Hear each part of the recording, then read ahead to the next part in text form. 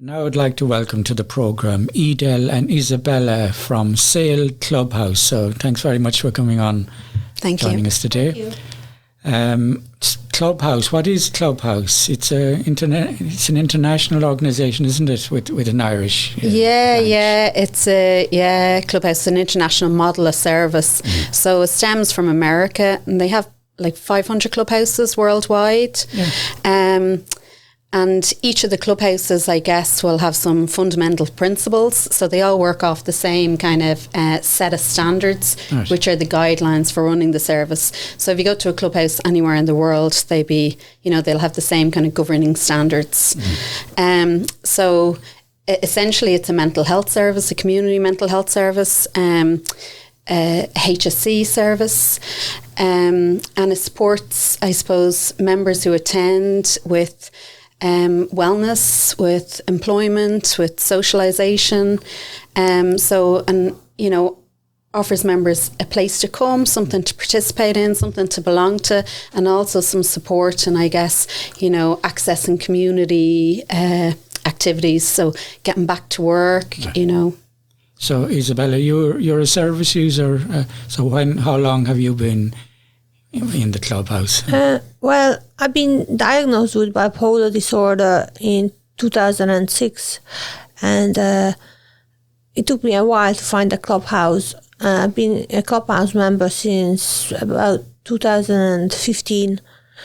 First I was a clubhouse member in Suena's Clubhouse, which is the same as Saol, but just located. It used to be in Coolock. And I moved house, so it was easier to go to Saol. Saol is in Finglas, and I've been going to Saol ever since 2016, and I've been an on and off member because I did find work eventually, and I went back to working full time, but I still reconnect with the clubhouse because I find their help useful. They help me find employment. The key workers. They help me with the interview skills. At one point, I was working in Albert College Library as a librarian, and then I lost my job, and I was a bit down after that. And I went back to the clubhouse, and Edel was saying that there was a course in DCU. It's called Mental Health, Peer Support Work in Mental Health. And I naturally connect with my peers who have mental health issues. And I did the course in DCU in 2019 and finished it. Yeah, I started in 2018 and I finished it in 2019. And then I went back to do my old job, and I was doing home tuition because I'm a qualified teacher. And lately now I work in the civil service. Right. And I found the clubhouse helpful, and I made a lot of friends in the clubhouse. Some of them I supported heavily, and the peer support course was very useful. Some of them had housing issues. It's like a family in the clubhouse. Like the staff it's the same staff like a few years now, so we know each other. And we went to when I was unemployed and I was a bit down, but I didn't need hospitalization, so I just went to the clubhouse. Instead of the medical model, you can do this. You don't need always hospitalization. Like with the bipolar, I get the highs and the lows. Right. And, even when I'm well, I get the highs and the lows. I have to manage it somehow. Yes. And instead of going to hospital, I haven't been hospitalized now the last 8 years. Mm-hmm. I go to the clubhouse, and I also go to other services that are signposted in the clubhouse on the notice board, like AA or Shine. I'm an ambassador with Sea Change. We with the clubhouse we did fun things as well. It's not just it's not heavy duty. Some days we'll go to the outings, to the botanical gardens, and it's nice to walk in the nature with somebody and then we have a cup of coffee. We also we went to Tato Park at the beginning, I remember, and I really enjoyed that because I'm a mother. My daughter is 18 now, but I went to Tato Park when she was very young, and I didn't get to go on the things. She got to go on things. And in my recovery journey, it was part of it that I went to Tato Park, and I had a fun day. What else do we do? We did Tai Chi. The clubhouse has an allotment. And I'm lucky because I live in the city and I don't have a garden, but I grew up on a farm in the Ukraine, and it's so nice to go into that allotment and reconnect with nature. And the last time I was there, we planted some onions for the next year, and that was nice. I enjoyed that day. Yeah. Or the clubhouse has access to Dublin City Council pools, and I got a fob, and sometimes I go in my own time for a swim, and it helps me because medication I take, I prone to weight gain, and it's nice to keep fit, so they promote that as well. Right. So it sounds very much like the service users are fully involved in how the clubhouse is run and the activities and all that, Yeah, the service is co-produced, so members and staff run the service together, so there's no member-only jobs or staff-only jobs, but really anybody will sign up to do any job, and you'll, I guess any of the work that happens in the clubhouse is to keep the service running. Yes. So we have a lot of meetings to kind of organise that work, and a lot of boards with tasks on them. Yeah. So, members will come in and staff will come in. We'll do some meetings and we'll sign up for any tasks that need to be done that day. So, as Izabella said, there's lots going on in the clubhouse, just in the running of the service. I guess we provide lunch, we run a wellness cafe, we'll have kind of break items and do lots of baking, but then there's also an admin piece, so we'll have a newsletter, social media, running meetings and stuff like that. And then we'll also attend the allotment, or we can go to the gym. Members can access Finglas gym if they want. We have some out of hour socials, so we'll go out to dinner, we'll go to the theatre, a couple of evenings, I guess, a month, maybe like 3 evenings a month. So yeah, we're pretty busy in the service. There's lots to do, and members who attend can come at their kind of desire, so they'll kind of work it around their own life. So some people, find, that they want to kind of build relationships and connection with people, and they come maybe every day, or some people come 3 times a week, and some people come more sporadically, like Izabella, who's working, so she might come when she's off on a day, or she'll attend the non-core hour socials. And so I guess anybody who comes will determine that around what else they've got going on in their life and what they need support with. Yeah. So are the guidelines kind of international guidelines, or is there kind of a general principle that every clubhouse is run on, or does each clubhouse kind of make up its own? No. So we have 37 standards, and that's kind of what the clubhouse they're the guidelines for running the service. Right. So, they might determine that membership is voluntary and lifelong, which is standard number 1. So if you're a member, you can be a member forever, and that might mean that maybe you're attending every day for 5 years, or that might mean that you're working and maybe the job doesn't work out and you come back to the clubhouse, and then maybe you try again and get back to work. Or so it will totally determine, be dependent on what you need, what kind of support you need. But the clubhouse is kind of a background, kind of whenever you need it, you can link in, and as often as you like. So you'll determine, it's voluntary. You can come and go as you please. I thought it would depend on the needs of each particular individual. Like a certain person might need further education, another person training or help finding a job. Yeah, exactly. Some people are coming because, they've had a difficult period. Maybe they're lonely and they want to connect with people and they want to get involved in something in their community. And other people, they might be coming because, they're looking for some support to get back to work or get back to education, or they want things to do in the evening while they're working. So, we try to have lots available so that people can link in and find supports and whatever they need. Anyone from the community can attend. So we do chairs every day at 11, and it's kind of really good to come and see the service because you have a bit of a sense of what we're talking about when we're talking about boards, or it's a nice centre we have. It's a nice bright centre. So you can just ring up the clubhouse, book in for a tour. You can also, anyone from the community can attend any of our wellness cafe activities. And so you have to sign up for them by 12 that day. But like the next 3 we have on is positive ageing. We have some chair yogas, after that.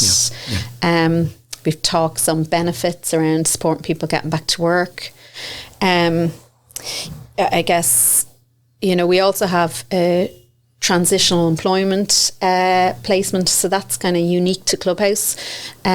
So we currently have one at Mr. Price, and that's where the Clubhouse own the position, but a member can go into employment there. They get fully paid at the prevailing rate, and they might spend 6 to 9 months there working up experience, building their confidence, and then they come out and maybe another member would go in. So we're always looking for new employment positions that the Clubhouse would own. We're trying to build up that so members have a lot of kind of different experience, or can get a lot of different experience. So Izabella, you found it very good in getting back into employment and yes,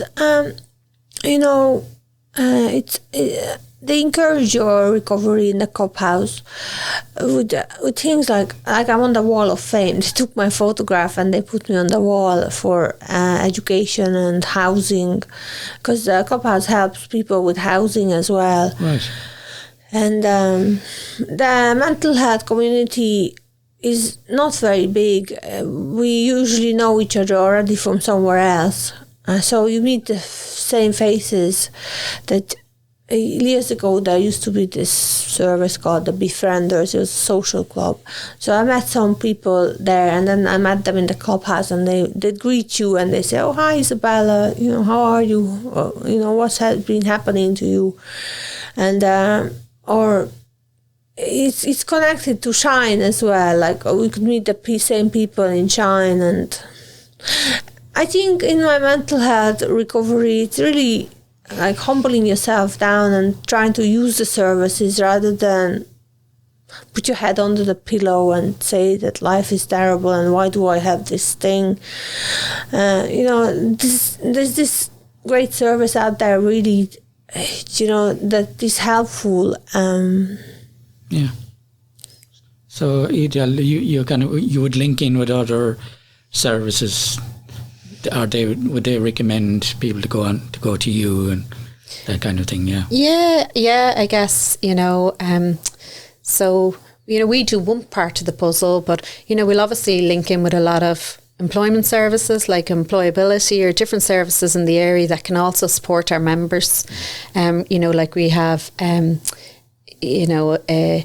employment specialist on our advisory board, or we have somebody from Hale on our advisory board, so we link in with housing services, because obviously we're not experts in everything, so then we like to kind of link people in with specialised housing supports or specialised therapy supports if that's what they want, or employment supports, or career guidance counsellors and different kind of experts in the area. So we'll kind of maintain links with, as I said, we've got an advisory board, and so we'll have somebody from a lot of different pockets of the community on our advisory board, like somebody from Hale, somebody from the National Office of the Unemployed that can support around benefits, somebody from the Adult Education Service, an IPS specialist, local employer. So we'll have lots of different people kind of on our advisory board to support us in kind of keeping those links alive. And so are you run by a board yourselves, or is it made up of? Well, we're completely, we're HSE service. Right. So we're part of Eve, and Eve has a number of services around Dublin and Kildare, 7 of which are clubhouses. Oh, right, yes. And, they'll all do very similar stuff. We all work off the same 37 standards. Each clubhouse then will have its own advisory board. So that's really just an advisory capacity as opposed to a board of directors or... Right. And what about fundraising? Are you funded by the HSE, or would you fundraise 100%. yourselves as well? No, we don't fundraise. Oh, right. We're fully funded by the HSE. Right. And are you involved in advocacy? Would you have a role in advocacy with regard to mental health and awareness of mental health and so on? Yeah, so I guess, we're always promoting, I suppose, combating stigma. We get involved in a lot of green ribbon campaigns. We would act as advocates for our members when they need us or when they require it or request it from us.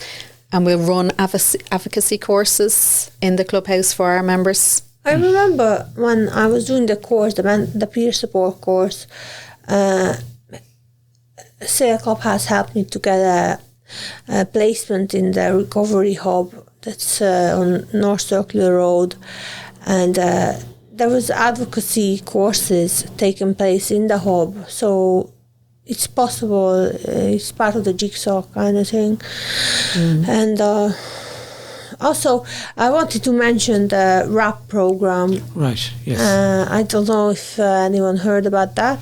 The RAP program, it's an American model developed by Mary Copeland Allen, and it's about wellness tools. And I've done RAP in Saol Clubhouse twice, and then Edel was saying to me, was I interested in going and train as a facilitator, because when you facilitate RAP, there's someone, a service provider and service user, it's a co-facilitated.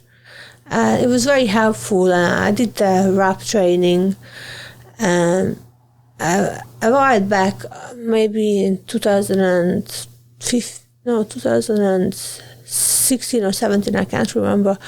But when the pandemic, I was able to co-facilitate RAP online for people who were using Hale Housing. Hale Housing is Housing Association for Integrated Living. So we're all linked to each other in the services. And for me, it was interesting to try out everything and see how they work. So I'm familiar with the services. I used it heavily. I volunteer for Hale Housing as a peer support worker. So I just have one peer that I support at the moment, but that counts as well. We know each other with other peer support volunteers. And Saol has been a big part of my recovery. It's a lifelong journey. You can be a member in Saol Clubhouse for the rest of your life. As I said, it's like a family. Some people I used to know in Saol, they passed away by old age or by illness. We keep their memory, or we talk about it. Like my dog died on Saturday. He was knocked down by a car, and I didn't go to work on Sunday and Monday.